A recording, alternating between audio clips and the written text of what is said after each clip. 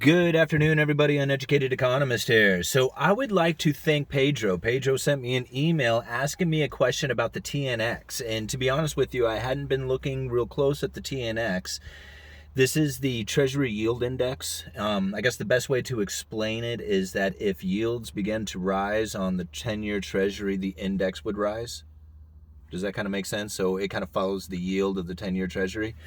So anyway, he was asking me a question about whether or not I think it's been capped, because he sent me a chart that looked like it had been for the last few days.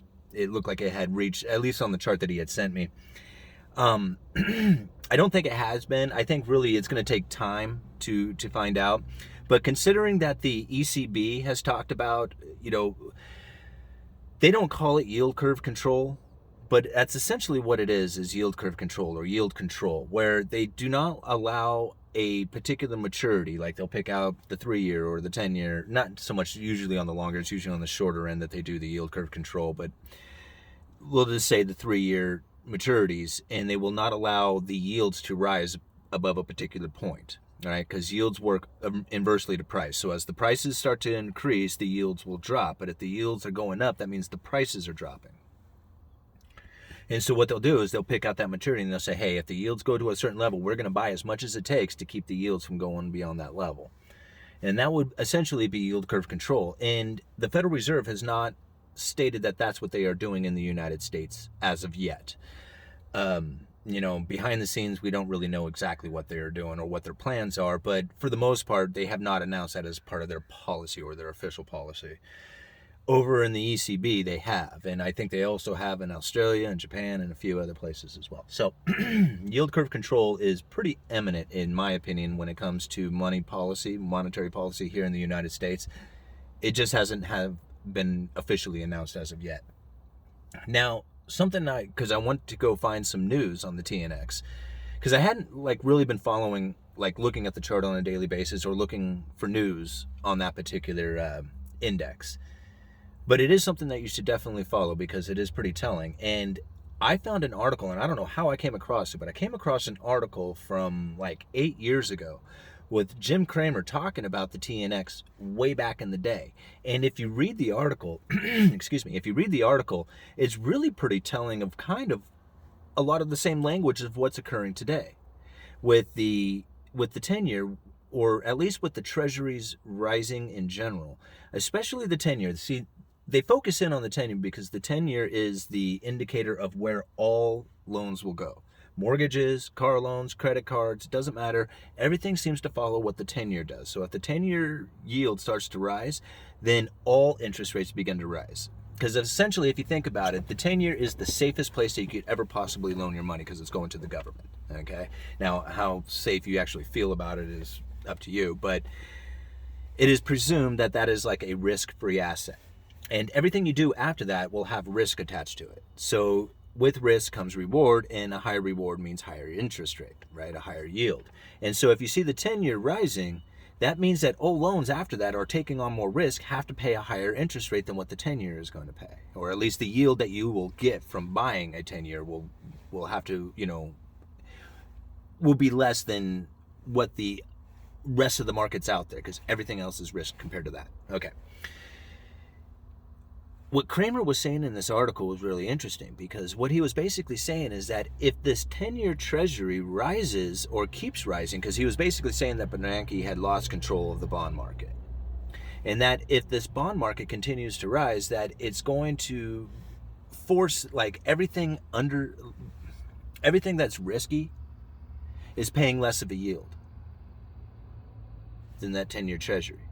That means the spread has gone reverse, making those things very risky in comparison. Because now you have this corporate debt, for example. I'm trying to explain it as simply as I can, because he talks about it a little differently, but the best way that I can kind of describe it, and especially what's going on now, especially with the zombie companies, is that if you can imagine that you have been searching for yield, you're looking for it anywhere out there, and the only place you can really find it is by going into corporate debt. And by going into corporations, you are taking on a lot of risk, because these corporations can fail. Now you can go and buy the U.S. Treasury, but right now the U.S. Treasury really doesn't pay that much of an interest rate to it. But that would be the basis. So everything after that is risk. But now the 10-year Treasury is rising, and it's rising so fast, or at least back then when Bernanke was talking about it, it was rising super fast.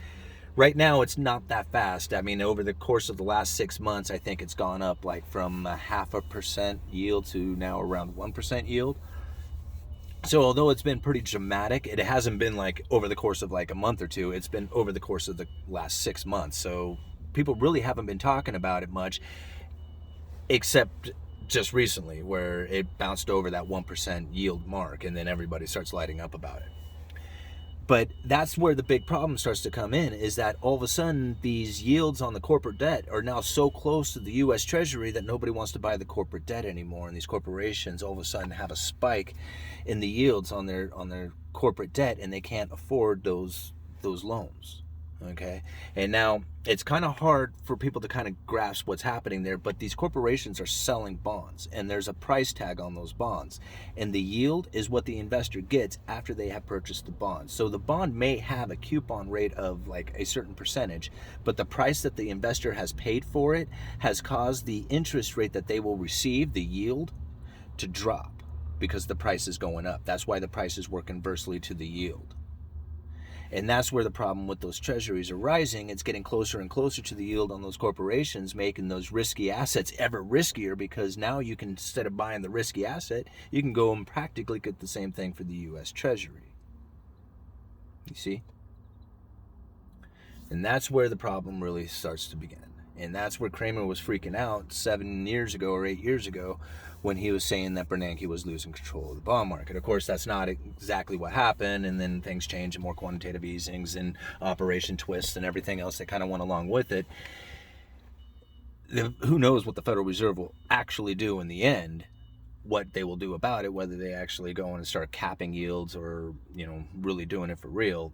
We don't know yet. We don't know how far out that'll be. I'm assuming that's what's going to happen because the rest of the world is already doing it, so it's just a matter of time before I see the Federal Reserve doing it as well. But I thought that was pretty interesting how Cramer was freaking out about that way back, 8 years ago, and I think a very similar event can happen right now if those 10-year treasuries continue to rise like they had been over the last 6 months. This stimulus package going in, and the Federal Reserve promising to buy up as much treasuries as it takes in order to facilitate the trade for the government to go deeper into debt, to finance that deficit. I can't imagine the interest rates going high very quickly. But that's what's happening. I mean, the 10-year treasury for the last 6 months has been on its way up, and although it does have moments of downturn, it doesn't last forever. So time will tell on it. Anyway, I got to go back into work. Uneducated Economist. You guys let me know.